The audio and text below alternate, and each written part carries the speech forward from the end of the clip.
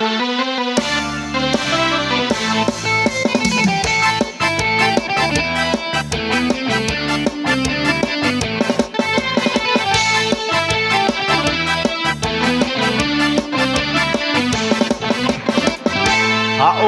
ាអូ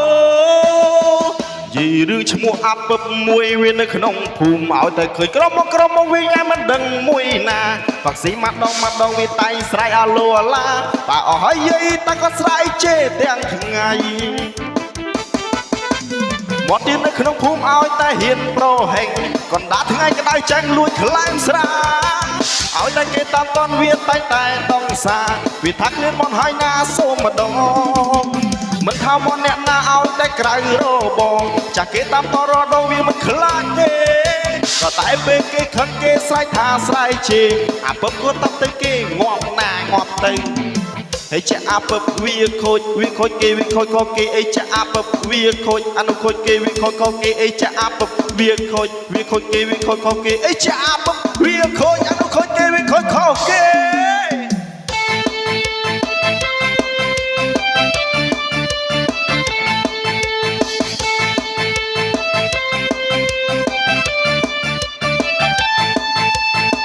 មកខ្វល់ឬអាពឹបច្រើនពេកដូចចង្វាក់មករំសារវ៉ាន់ម្ដងមកសារវ៉ាន់ទៅមុខសារវ៉ាន់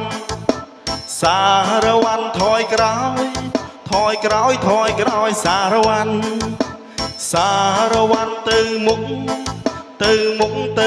សារវ៉ាន់ថយក្រោយសារវ៉ាន់រំសារវ៉ាន់អើយអូ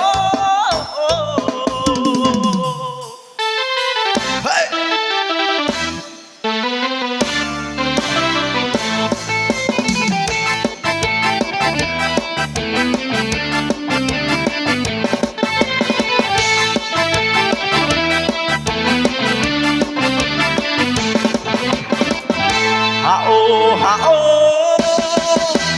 រឿងឈ្មោះអាពឹបមួយវានៅក្នុងភូមិឲ្យតែឃើញក្រុមមកវិញឯមិនដឹងមួយណាវ៉ាក់ស៊ីម្ដងវាតែងស្រែកអាឡូអាឡាបើអស់ហើយយាយតែក៏ស្រែកជេរទាំងថ្ងៃមកទៀតនៅក្នុងភូមិឲ្យតែហ៊ានប្រហែងកណ្ដាលថ្ងៃក្តៅចាញ់លួចខ្លាំងស្រាឲ្យតែគេតាមតន់វាតែដងសាវាថាគ្មានមន់ហើយណាសូមម្ដងមិនថាមន់អ្នកណាឲ្យតែក្រៅរបងចាស់គេតាមតរដងវាមិនខ្លាចទេ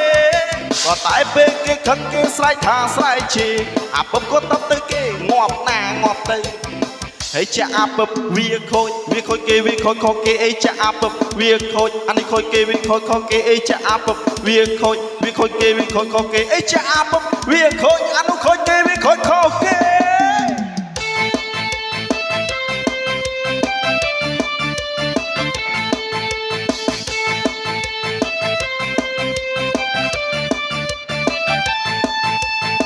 មកក៏ខ្វល់រឿងអាពឹបច្រើនពេកដូចចង្វាក់មករំសារវ៉ាន់ម្ដងទៀតមកសារវ៉ាន់ទៅមុខសារវ៉ាន់ថយក្រោយសារវ៉ាន់ទៅមុខសារវ៉ាន់ថយក្រោយសារវ៉ាន់រំសារវ៉ាន់អើ